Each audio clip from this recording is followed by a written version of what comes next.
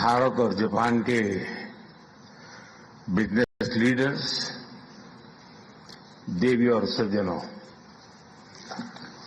नमस्कार। कोनिचिवा। मैं आज सुबह ही टोक्यो पहुंचा हूं। मुझे बहुत खुशी है कि मेरी यात्रा की शुरुआत बिजनेस जगत के दिग्गजों के साथ हो रही है और उसमें से आपसे बहुत लोग हैं जिनसे मेरा व्यक्तिगत परिचय रहा है। जब मैं गुजरात में था तब भी और गुजरात से दिल्ली आया तो तब भी आप में से कई लोगों से बहुत ही निकट परिचय मेरा रहा है और मुझे खुशी है कि आज सबसे मुझे मिलने का अवसर मिला है। मैं प्रधानमंत्री इशिबा का विशेष रूप से आभार व्यक्त करता हूं कि वे इस फोरम से जुड़े हैं। उनके बहुमूल्य वक्तव्यों के लिए मैं उनका अभिनंदन करता हूं। साथियों, भारत की विकास यात्रा में जापान हमेशा एक अहम पार्टनर रहा है। मेट्रो से लेकर मैन्युफैक्चरिंग तक, सेमीकंडक्टर से लेकर स्टार्टअप्स तक, हर क्षेत्र में हमारी साझेदारी आपसी विश्वास का प्रतीक बनी है। जापानी कंपनियों ने भारत में $40 बिलियन से ज्यादा का निवेश किया है। मात्र पिछले 2 वर्षों में $13 बिलियन का प्राइवेट इन्वेस्टमेंट हुआ है। JBIC कहता है कि भारत सबसे प्रॉमिसिंग डेस्टिनेशन है। जेट्रो बताता है कि 80% कंपनियां भारत में एक्सपांड करना चाहती है और 75% ऑलरेडी मुनाफे में है। यानी in India capital does not just grow, it multiplies. साथियों, पिछले 11 वर्षों में भारत के अभूतपूर्व ट्रांसफॉर्मेशन से आप सब भली भांति परिचित है। आज भारत में पॉलिटिकल स्टेबिलिटी है, इकोनॉमिक स्टेबिलिटी है, पॉलिसी में पारदर्शिता है, प्रिडिक्टिबिलिटी है। आज भारत विश्व की सबसे तेज ग्रो करने वाली मेजर इकोनॉमी है और बहुत जल्द विश्व की तीसरी सबसे बड़ी इकोनॉमी बनने जा रहा है। वैश्विक ग्रोथ में भारत 18% योगदान दे रहा है। भारत की कैपिटल मार्केट्स में अच्छे रिटर्न्स मिल रहे हैं। एक मजबूत बैंकिंग सेक्टर भी है। लो इन्फ्लेशन और लो इंटरेस्ट रेट्स, करीब $700 बिलियन के फॉरेक्स रिजर्व है।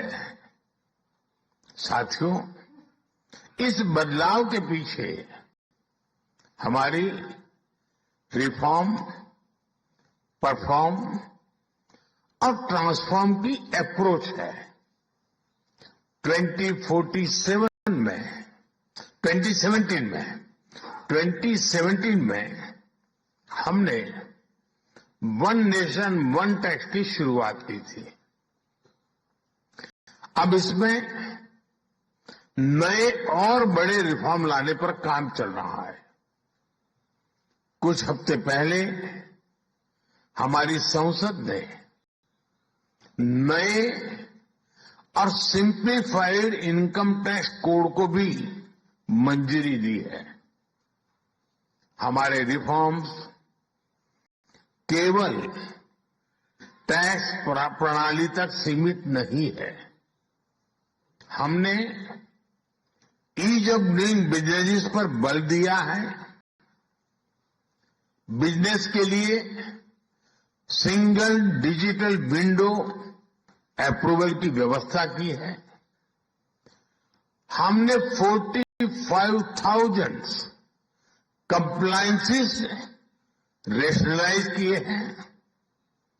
इस प्रक्रिया को गति देने के लिए डी रेगुलेशन पर एक उच्च स्तरीय कमेटी बनाई गई है। डिफेंस और स्पेस जैसे सेंसिटिव क्षेत्रों को प्राइवेट सेक्टर के लिए खोल दिया गया है। अब हम न्यूक्लियर एनर्जी सेक्टर को भी खोल रहे हैं। साथियों, इन रिफॉर्म्स के पीछे हमारा विकसित भारत बनाने का संकल्प है, हमारा कमिटमेंट है, कन्विक्शन है और स्ट्रेटेजी है।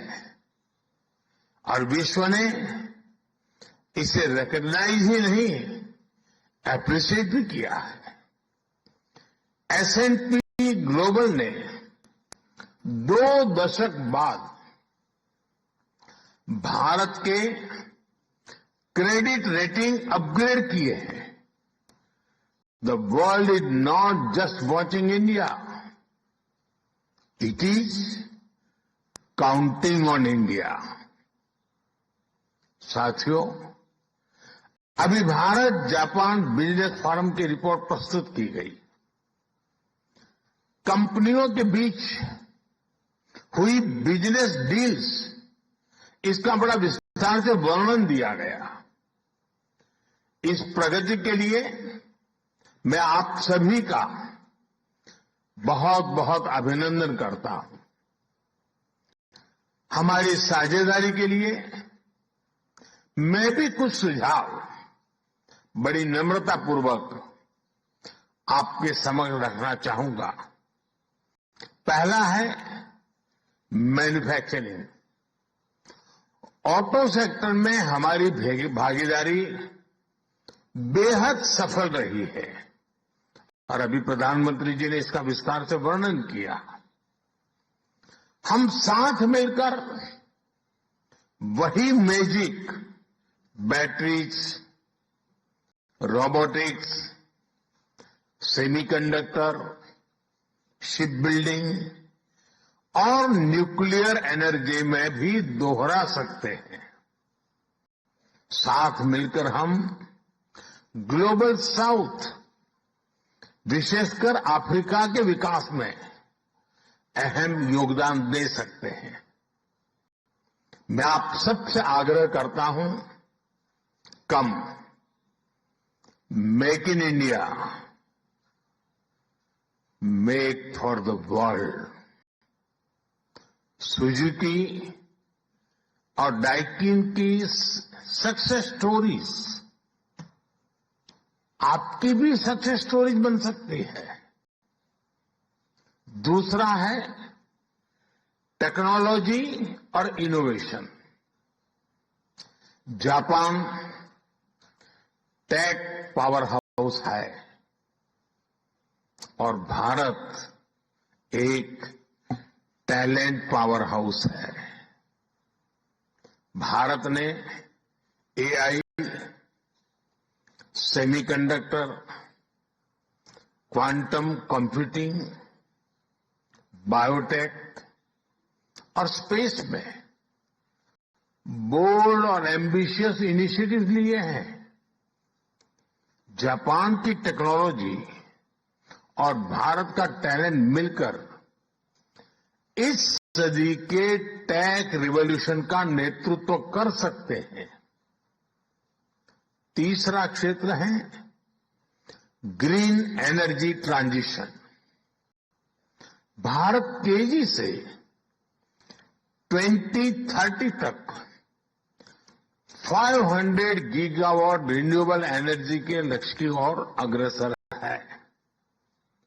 हमने 2047 तक 100 गीगावाट न्यूक्लियर पावर का भी लक्ष्य रखा है।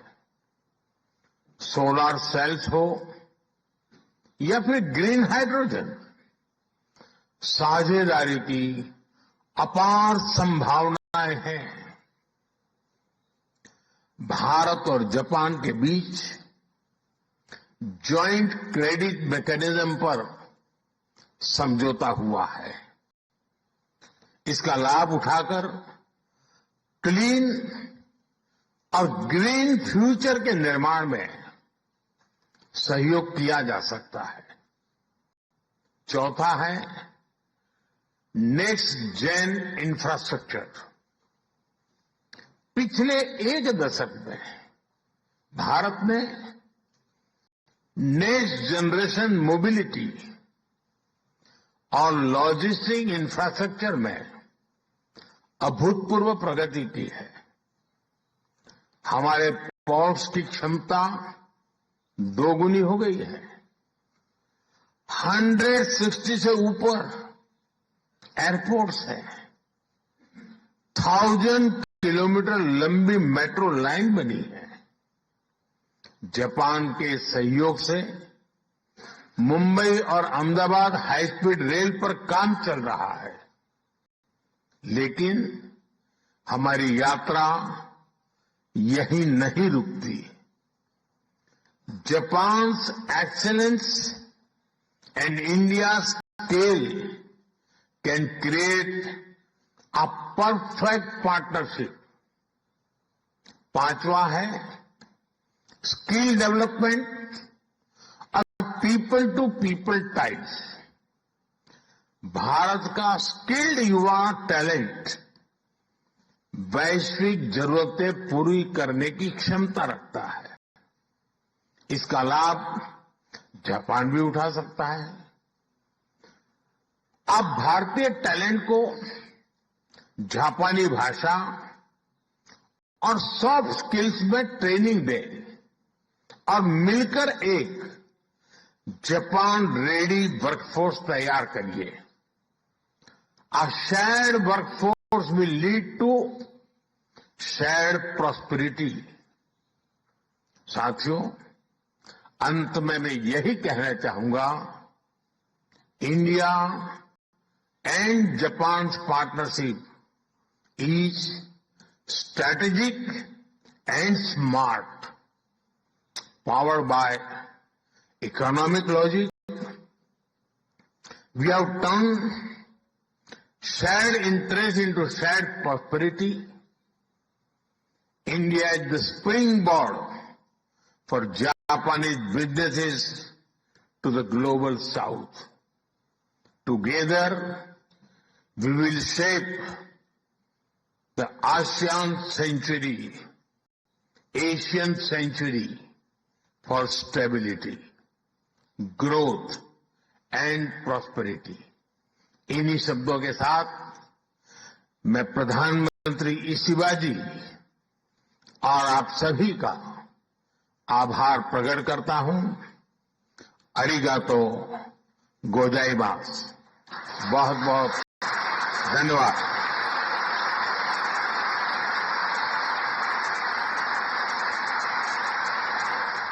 So that is Prime Minister's live address at the 15th India-Japan Joint Economic Forum, as the Prime Minister is on a 2-day visit. As far as this visit now has been entailing, the Prime Minister has listed out ideas as far as this summit that he's held with his Japanese counterpart, and importantly when it comes to the growing economies in particular, where exactly does India stand, and of course when it comes to the biggest investment that is now being looked for forward to, where Japan would be investing nearly 68 billion US dollars. The commitment when it comes to preserving the cultural roots while also contributing meaningfully to Japanese society, which the Prime Minister has called as truly commendable. Well, that has been the Prime Minister's address. The focus that seems to be on semiconductors, bullet trains, and more, as this seems to be on the Prime Minister's agenda, as he's also seen interacting when it comes to Prime Minister of Japan, Ishiba, who is seated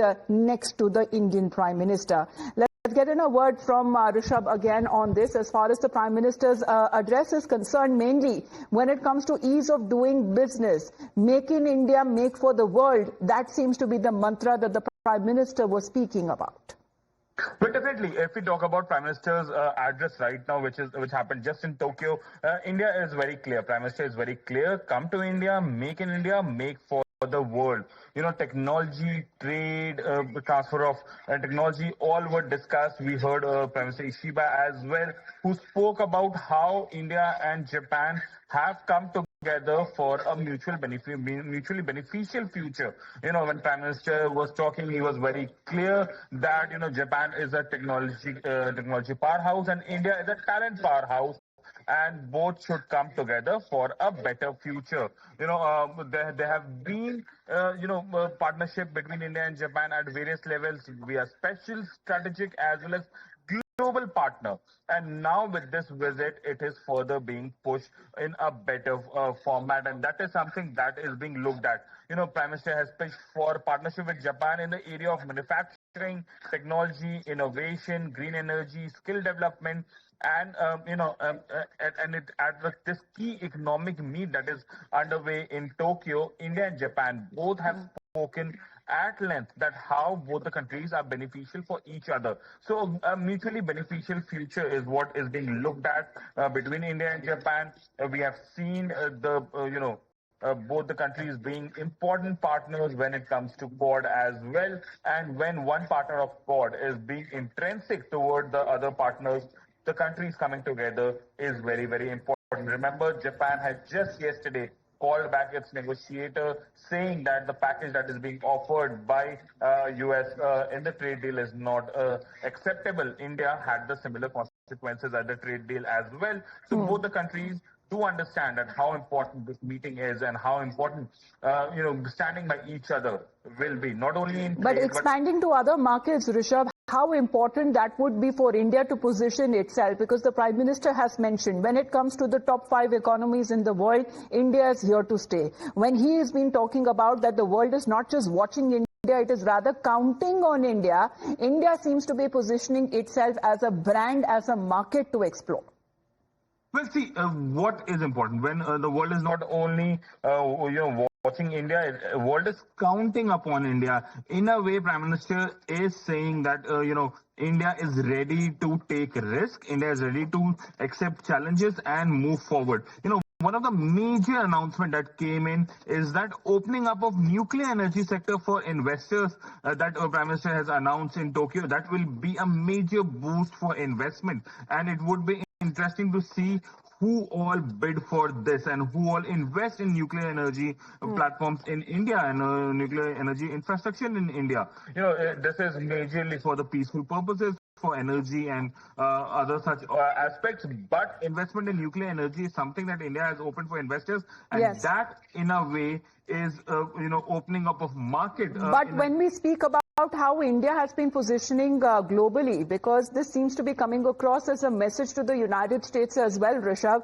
Yes, you may be the world's largest economy, but when it comes to India, you are not the only economy that India can explore further. India will soon become the world's 3rd largest economy, where India has political stability, economic stability, transparency in policy, and also the fastest growing major economy in the world. This is what the Prime Minister's pitch has been.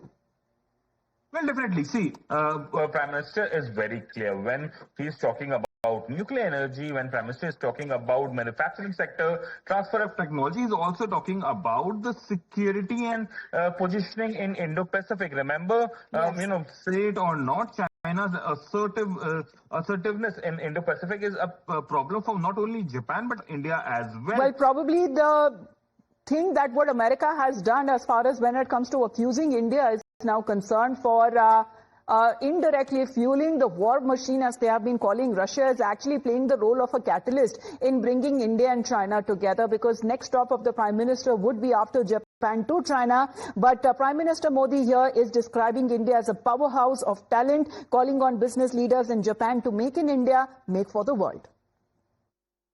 हमने ease of doing business पर बल दिया है। Business के लिए single digital window approval की व्यवस्था की है। हमने 45,000 कंप्लायंसेस रेशनलाइज किए हैं। इस प्रक्रिया को गति देने के लिए डीरेगुलेशन पर एक उच्च स्तरीय कमेटी बनाई गई है।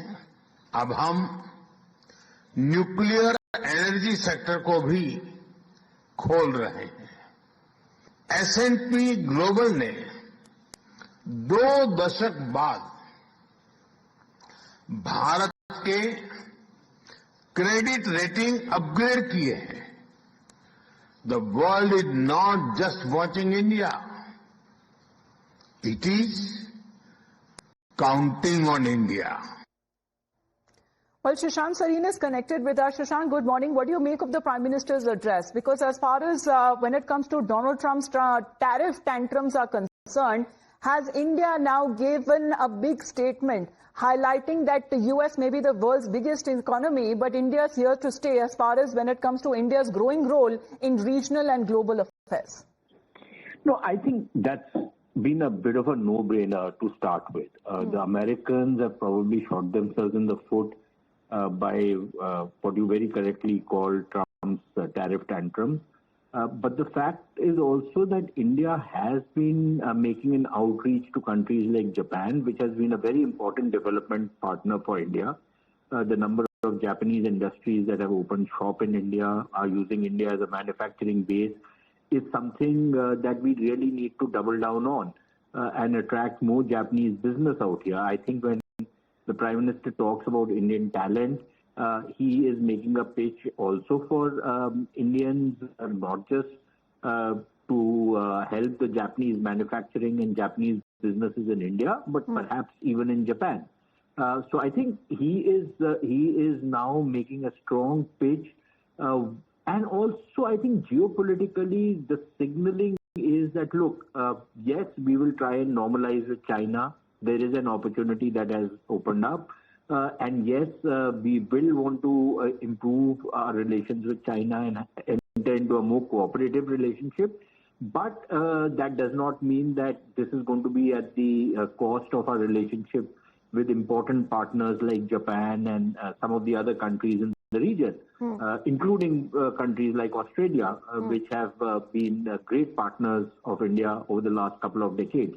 So I think what he is trying to do is this diplomatic outreach to both friends and allies and partners, as well as countries that have had somewhat adversarial relations with India, and use this as an opportunity for some kind of a diplomatic reset, but also to propel India's economic growth story.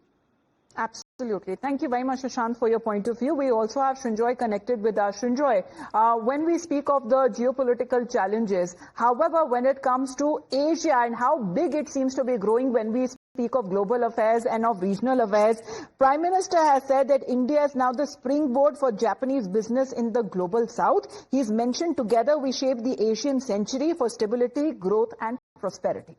Undoubtedly, the point here is that Prime Minister says make in India and make for the world.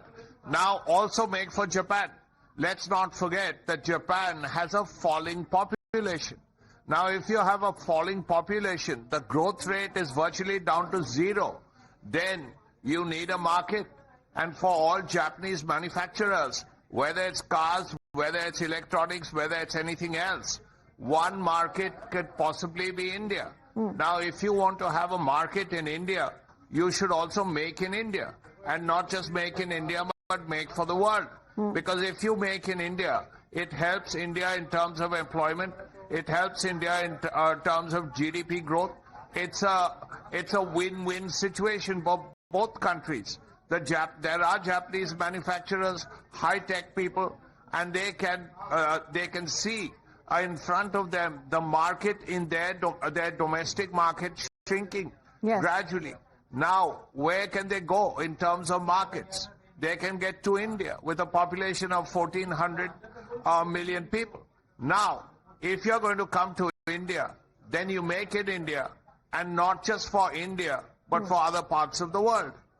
Well, that has exactly been the Prime Minister's message, that the world is now counting on India. Srinjoy, thank you very much for joining in. We'll get you more highlights as far as the Prime Minister's visit to Japan is concerned back after a short break.